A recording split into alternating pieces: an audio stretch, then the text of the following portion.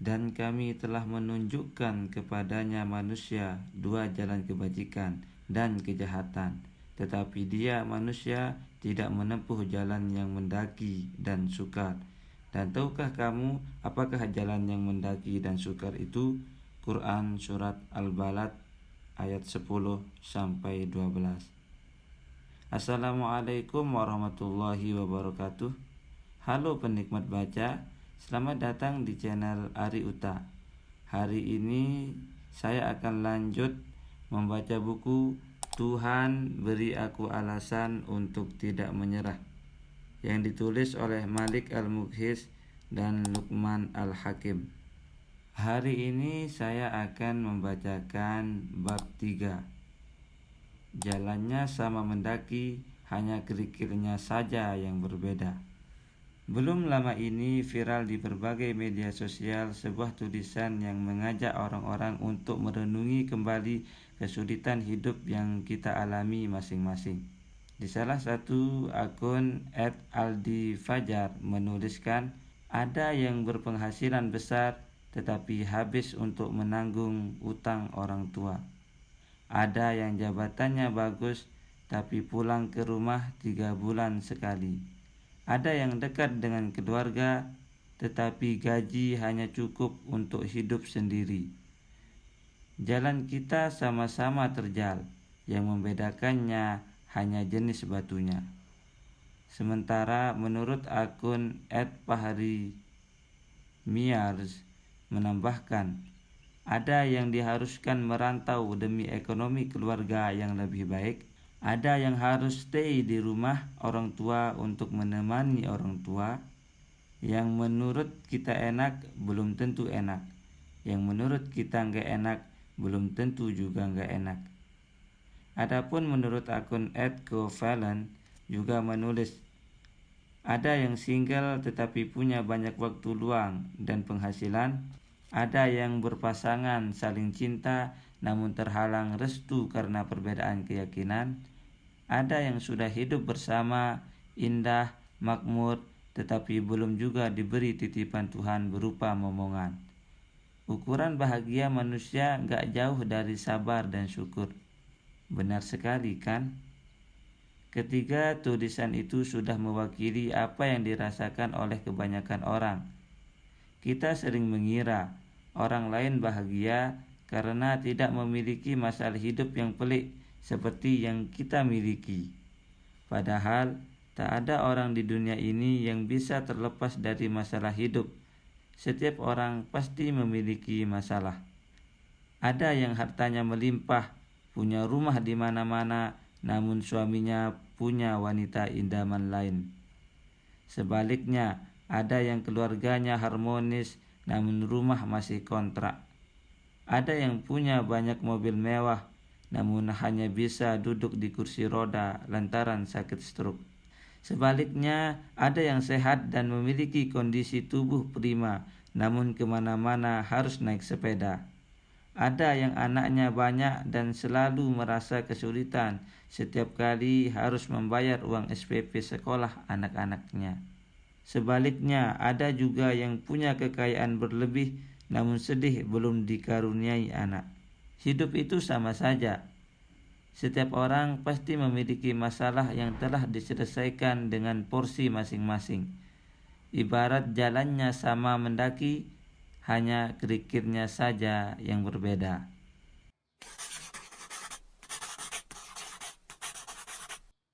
Mengapa kita selalu merasa mudah menyerah dan berputus asa setiap kali masalah datang dalam kehidupan kita? Salah satu penyebabnya adalah karena kebanyakan dari kita beranggapan bahwa masalah itu adalah bentuk hukuman dari Allah Azza wa Jalla. Padahal belum tentu begitu. Tidak setiap masalah dalam kehidupan merupakan bentuk hukuman yang Allah timpakan kepada hamba-hambanya. Itu tergantung pada amal perbuatan masing-masing. Memang ada permasalahan hidup yang menjadi azab bagi orang yang mengalaminya.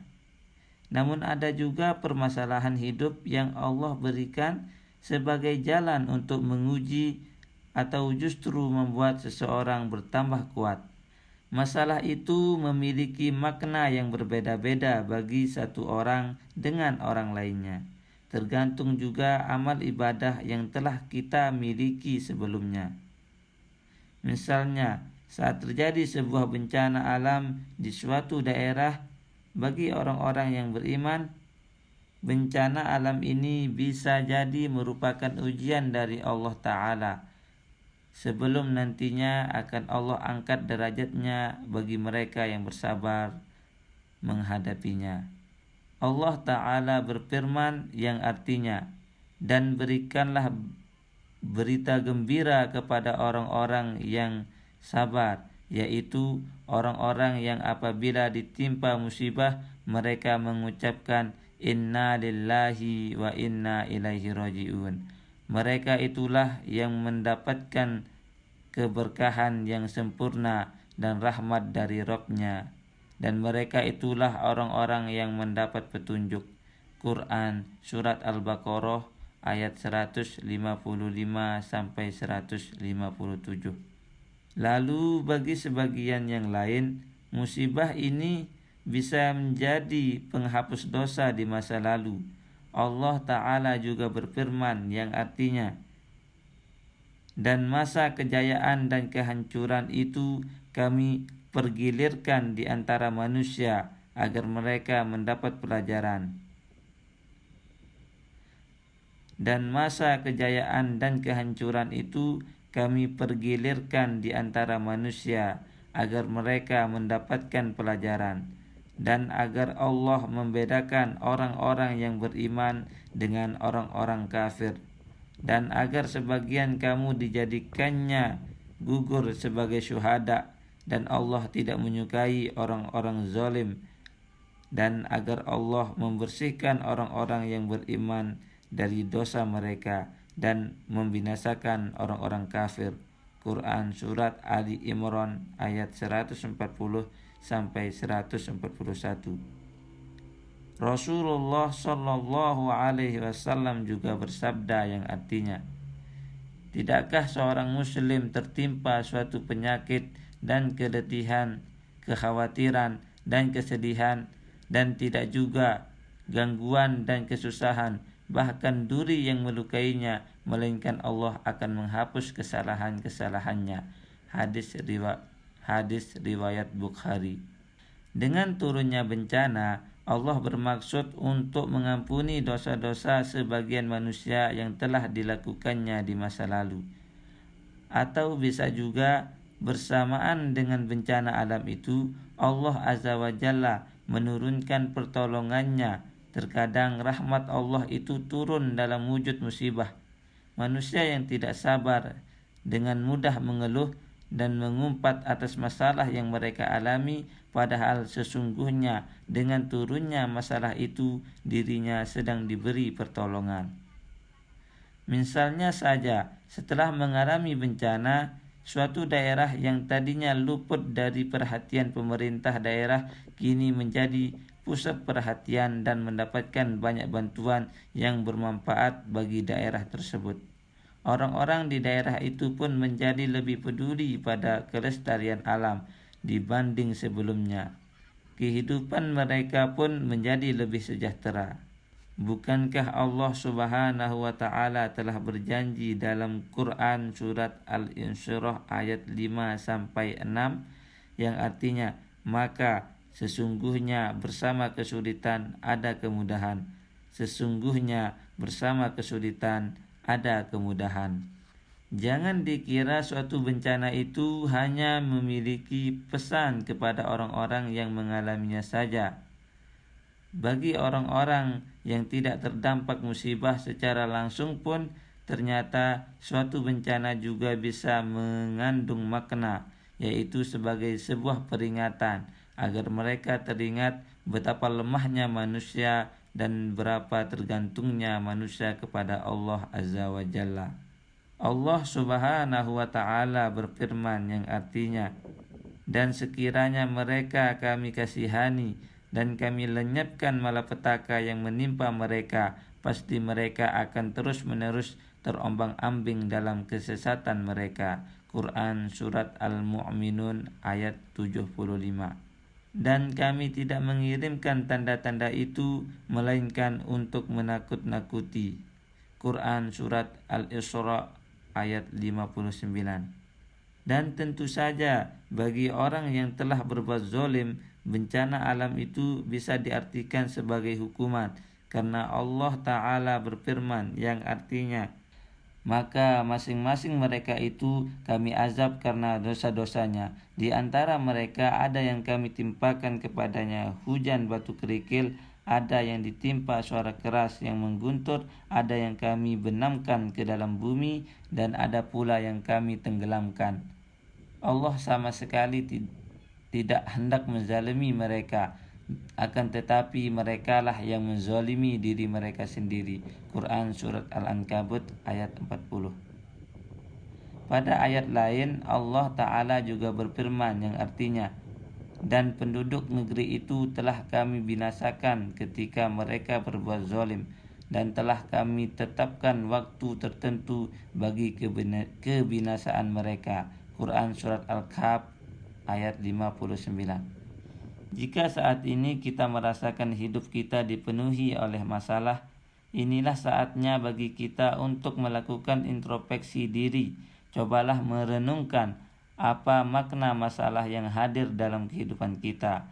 Mengapa Allah menimpakannya kepada kita? Apakah masalah itu merupakan azab dari dosa-dosa kita? Apakah masalah itu adalah ujian untuk menguji iman kita? Ataukah masalah itu datang diikuti oleh nikmat yang Allah limpahkan kepada kita?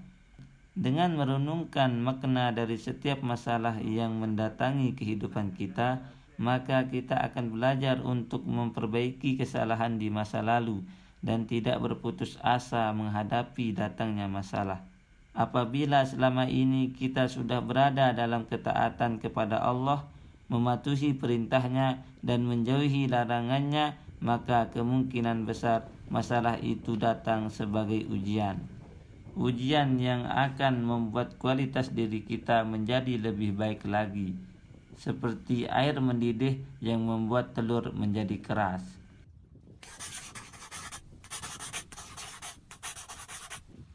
Setiap kali masalah mendatangi diri kita selalu memiliki dua pilihan, yaitu bangkit untuk terus berjuang mencari solusi dari masalah ataukah menyerah. Pilihan-pilihan dalam hidup ini juga sesungguhnya merupakan bagian dari ujian yang Allah Ta'ala berikan kepada manusia. Sebagaimana Allah Ta'ala berfirman yang artinya, Aku, Allah, tidak menciptakan jin dan manusia, melainkan agar mereka beribadah kepadaku. Aku tidak menghendaki rezeki sedikit pun dari mereka, dan aku tidak menghendaki agar mereka memberi makan kepadaku. Sungguh Allah, dialah pemberi rezeki yang mempunyai kekuatan lagi sangat kokoh. Quran Surat Az-Zariyat ayat 56-58. Jelas dari ayat tersebut, tugas utama manusia dan jin di kehidupan ini adalah menjalankan amanat yang telah diembannya dari Allah Azza wa Jalla. Amanat itu berarti menegakkan ibadah kepada Allah, dan kelak manusia dan jin akan dihisab amal perbuatannya selama di dunia. Selama hidup di dunia, kita akan selalu diuji. Allah Ta'ala berfirman yang artinya, tiap-tiap yang berjiwa pasti akan merasakan mati. Kami akan menguji kamu dengan keburukan dan kebaikan sebagai cobaan yang sebenar-benarnya, dan hanya kepada Kamilah kamu dikembalikan. Quran Surat Al-Anbiya ayat 36. Oleh karena manusia telah berani menerima amanat dari Allah, maka itu berarti manusia sudah menyatakan kesediaannya untuk diuji selama hidup di dunia. Itulah sebabnya mengapa manusia mengalami banyak ujian di dunia.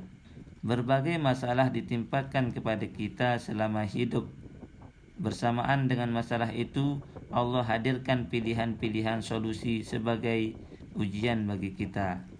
Allah Subhanahu wa taala berfirman dalam Quran surat An-Najm ayat 31 yang artinya, supaya dia Allah memberi balasan kepada orang-orang yang berbuat jahat terhadap apa yang telah mereka kerjakan, dan memberi balasan kepada orang-orang yang berbuat baik dengan pahala yang lebih baik.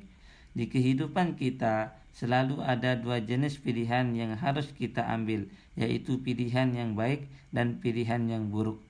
Allah Ta'ala telah menjelaskan dalam Quran surat Al-Balad ayat 10-18 yang artinya, dan kami telah menunjukkan kepadanya manusia dua jalan kebajikan dan kejahatan, tetapi dia manusia tidak menempuh jalan yang mendaki dan sukar. Dan tahukah kamu apakah jalan yang mendaki dan sukar itu? Yaitu melepaskan perbudakan atau memberi makan pada hari terjadinya kelaparan kepada anak yatim yang ada hubungan kekerabatan atau orang miskin yang fakir. Kemudian dia termasuk orang-orang yang beriman dan saling berpesan untuk bersabar dan saling berpesan untuk berkasih sayang. Mereka adalah golongan kanan. Dalam berjuang menyelesaikan semua masalah hidup, kita akan selalu merasa seperti menempuh sebuah jalan yang sukar. Karena sekali lagi ini adalah ujian. Untuk menjadi orang yang selamat dan bahagia di dunia, kita harus membuat pilihan-pilihan yang baik, yang seringnya justru terlihat sulit dan mendaki. Bangkitlah setiap kali terpukul jatuh oleh masalah, meski itu terlihat sulit, karena jalan yang terasa sulit di dunia ini seringnya menjadi jalan yang diridhoi oleh Allah, seperti yang tersirat dalam ayat di atas. Jangan mudah putus asa.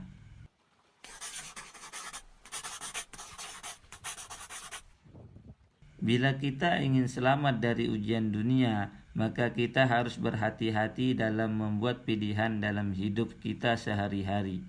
Ada sebuah nasihat bijak yang bisa kita jadikan pedoman dalam membuat pilihan hidup. Orang yang tak sukses membuat pilihan berdasarkan situasi dan keinginannya saat ini. Namun orang yang sukses membuat pilihan berdasarkan di mana esok mereka ingin berada. Setiap orang beriman tentunya bermimpi memiliki keindahan hidup yang abadi di surga. Untuk meraih impian itu, tentunya kita harus berani membuat pengorbanan di dunia ini. Seperti yang disebutkan oleh firman Allah di surat Al-Balad, pilihlah jalan yang baik, meski jalan yang baik itu terkadang terlihat sukar di mata manusia. Namanya juga ujian, maka pilihan-pilihan yang datang kepada kita itu selalu hadir dalam bentuk yang samar. Tidak mudah bagi manusia untuk mengetahui mana pilihan yang baik. Apalagi manusia memiliki keinginan atau nafsu. Kita cenderung memilih pilihan-pilihan yang terasa menyenangkan bagi kita saat ini. Kita lalai melihat efek buruknya bagi kita di masa depan. Ibnu Athillah As-Sakandari dalam kitab Al-Hikam menulis, jika terjadi kesamaran bagimu dalam dua hal pilihan yang akan engkau kerjakan, maka lihatlah mana yang lebih berat bagi hawa nafsumu dan kerjakanlah, karena nafsu itu tidak akan merasa berat kecuali pada perkara yang hak lebih utama. Bila ada pilihan-pilihan yang datang kepada kita, pilihlah pilihan yang paling berat bagi nafsu kita, karena biasanya nafsu akan membawa kita pada keburukan. Nafsu tidak menyukai pilihan-pilihan yang baik. Kebanyakan dari kita sesungguhnya telah mengetahui bahwa kunci kebahagiaan di dunia dan akhirat adalah membuat pilihan-pilihan yang baik dalam hidup. Namun mengapa tidak semua manusia mau melakukan itu? Seperti firman Allah Ta'ala, sesungguhnya manusia itu amat zalim dan amat bodoh. Itulah penyebab kita lalai akan godaan dunia. Orang yang zalim berarti gemar mengambil hak orang lain dan menurutkan hawa nafsunya sendiri. Ia akan mengambil pilihan-pilihan yang buruk selama pilihan itu akan memberikan kesenangan bagi dirinya. Ia tidak peduli bila pilihan itu akan menyakiti orang lain, sementara orang yang bodoh adalah orang yang tak berilmu. Karena tak berilmu, ia seringkali menyadari bahwa dirinya telah berbuat zalim. Agar kita tak merasa bingung dalam membuat pilihan dalam hidup, maka jangan terlalu jatuh dalam kecintaan pada dunia. Ibnu Athillah As-Sakandari berkata, kosongkan hatimu dari dunia, maka Allah akan mengisinya dengan ilmu ma'rifat dan rahasia ilahi. Jangan biarkan nafsu kita mengalahkan akal kita. Cahaya Allah akan pergi dari hati yang dipenuhi oleh kecintaan terhadap dunia. Tanpa cahaya Allah, kita akan menjadi manusia yang zalim dan bodoh. Itulah sebabnya kita sering mengambil pilihan-pilihan yang salah dalam hidup kita, karena kita membiarkan nafsu menguasai diri kita. Mulai sekarang, kita harus semakin tekun memperdalam lagi ilmu agama, baca Al-Quran, hadis, dan berbagai buku-buku yang bisa membantu kita membuat pilihan-pilihan yang baik demi kebahagiaan kita di masa depan. Jangan tukar kebahagiaan abadi kita di akhirat dengan kehidupan yang fana di dunia.